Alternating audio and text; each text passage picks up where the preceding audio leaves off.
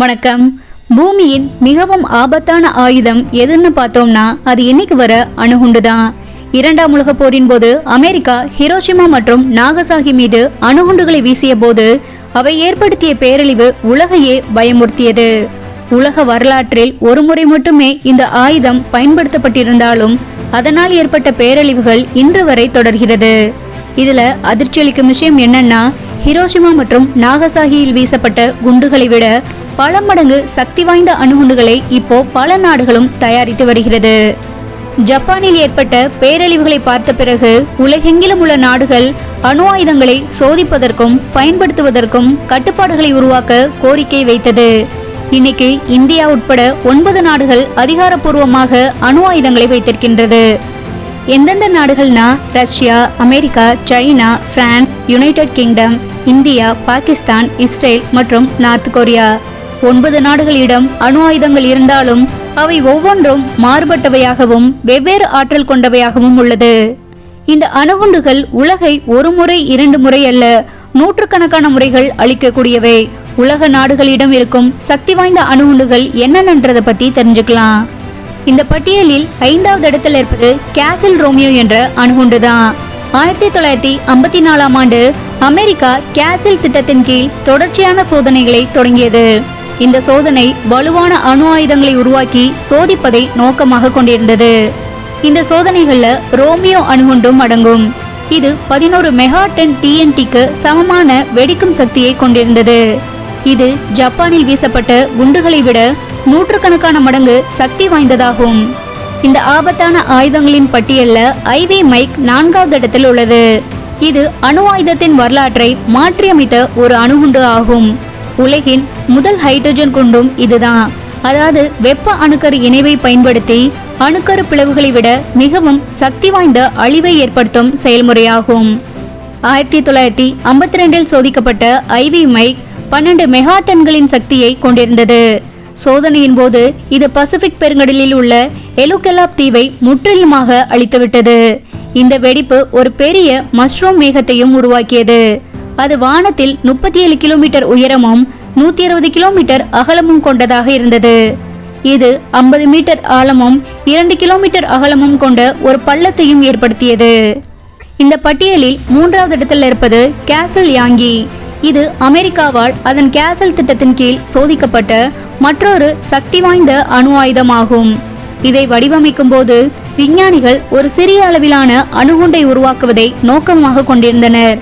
ஆனாலும் அது மிகப்பெரிய தாக்கத்தை ஏற்படுத்தக்கூடியதாக இருக்க வேண்டும் என்று திட்டமிட்டனர். இந்த ஆயுதம் சோதனை செய்யப்பட்ட போது அது 13 மெகாடன் TNTயை விட அதிகமான வெடிக்கும் சக்தியை உருவாக்கியது. இந்த வெடிப்பு ஒரு மஷ்ரூம் மேகத்தை வானத்தில் 40 கிலோமீட்டருக்கும் அதிகமாக உயரச் செய்தது.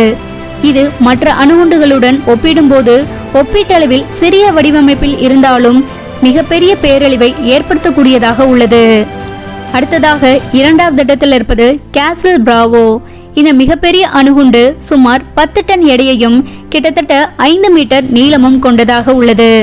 இது விமானம் மூலம் வீசக்கூடிய வகையில் உருவாக்கப்பட்டிருக்கு. இது இராணுவ பயன்பாட்டிற்கும் மிகவும் ஏற்ற அணுகுண்டாக இருந்தது. மார்ச் 1954இல் பசிபிக் பெருங்கடலில் உள்ள தொலைதூர பகுதியான பிகினி அட்டோலில் அமெரிக்கா கேசல் பிராவோவை சோதித்தது. இந்த வெடிப்பு எதிர்பார்த்ததை விட 15 மெகாடன் ஆற்றலை வெளியிட்டது. இதன் விளைவாக ஏற்பட்ட மஷ்ரூம் மேகம் வளிமண்டலத்தில் 40 கிலோமீட்டர் உயரத்திற்கு உயர்ந்து 100 கிலோமீட்டருக்கும் அதிகமான அகலத்தில் பரவியது. இந்த குண்டுவெடிப்பு கடல் தளத்தில் கிட்டத்தட்ட 2 கிலோமீட்டர் நீளமுள்ள ஒரு பெரிய பள்ளத்தையும் உருவாக்கியது. இது வரலாற்றில் மிகவும் ஆபத்தான மற்றும் சர்ச்சைக்குரிய அணுகுண்டு சோதனைகளில் ஒன்றாகும். உலகின் மிக ஆபத்தான அணு ஆயுதமாக முதலிடத்தில் இருப்பது சோவியத் யூனியனால் உருவாக்கப்பட்ட சார் பாம்பா ஆகும். உலகிலேயே இதுவரை தயாரிக்கப்பட்டு சோதிக்கப்பட்ட மிக சக்தி வாய்ந்த அணு ஆயுதமாக சார் பாம்பா உள்ளது. சோவியத் யூனியன் இதை அக்டோபர் 30, 1961 அன்று ஆர்க்டிக் பெருங்கடலில் உள்ள நோவயா ஜெம்லியா தீவில் சோதித்தது. அதிகாரப்பூர்வமாக AN 602 என்று பெயரிடப்பட்ட சார் பாம்பா 100 மெகாடன்கள் வெடிக்கும் திறன் கொண்டதாக வடிவமைக்கப்பட்டது. இந்த அணுகுண்டால் வெளியிடப்பட்ட ஆற்றல் ஜப்பானின் ஹிரோஷிமாவில் வீசப்பட்ட அணுகுண்டை விட சுமார் 3800 மடங்கு அதிக சக்தி வாய்ந்தது. இது 100 மெகாடன் ஆற்றலுடன் வெடிக்கும் வகையில் உருவாக்கப்பட்டிருந்தாலும் இதை எடுத்து செல்லும் விமானம் குறைவான வேகத்தில் செல்வதால் இது 50 மெகாடன் உற்பத்தி திறன் கொண்டதாக மாற்றியமைக்கப்பட்டது. அதாவது 50 மில்லியன் டன் கொண்ட வழக்கமான வெடிப்பொருட்களுக்கு சமமாகும். இதோடு ஒப்பிடும்போது இரண்டாம் உலகப் போரின் போது ஹிரோஷிமா மற்றும் நாகசாகியில் வீசப்பட்ட குண்டுகள் வெறும் 15 to 21 கிலோ டன்கள் மட்டும்தான். 1961 இந்த சார்பாம்பா சோதனையின் போது வளிமண்டலத்தில் 60 கிலோமீட்டர் உயரத்திலும் 8 கிலோமீட்டர் அகலத்திலும் மிகப்பெரிய மஷ்ரூம் வடிவத்தில் புகைமேகத்தை உருவாக்கியது.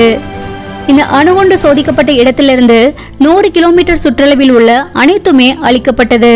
160 கிலோமீட்டர் தொலைவில் உள்ள கட்டிடங்கள் கூட இடிந்து விழுந்தது. 275 கிலோமீட்டர் தொலைவிலும் இதோட கதிர்வீச்சு கண்டறியப்பட்டது. அது மட்டும் இல்ல, இந்த அணுகுண்டு வெடிச்சப்போ சூரியனை விட 100 மில்லியன் டிகிரி செல்சியஸ் வெப்பம் உருவானது. இந்த குண்டு வெடிப்பால் ஏற்பட்ட அதிர்வலைகள் 900 கிலோமீட்டர் தூரம் வரை தள்ளி இருக்கிற கட்டிடங்களின் கண்ணாடிகளை கூட விழுந்து நொறுங்க செய்தது. சார்பாம்பா வெறும் அணுகுண்டு அல்ல, அது உலகின் முடிவை சில நிமிடங்களில் உருவாக்கக்கூடிய விஞ்ஞானம் உருவாக்கிய யமன்.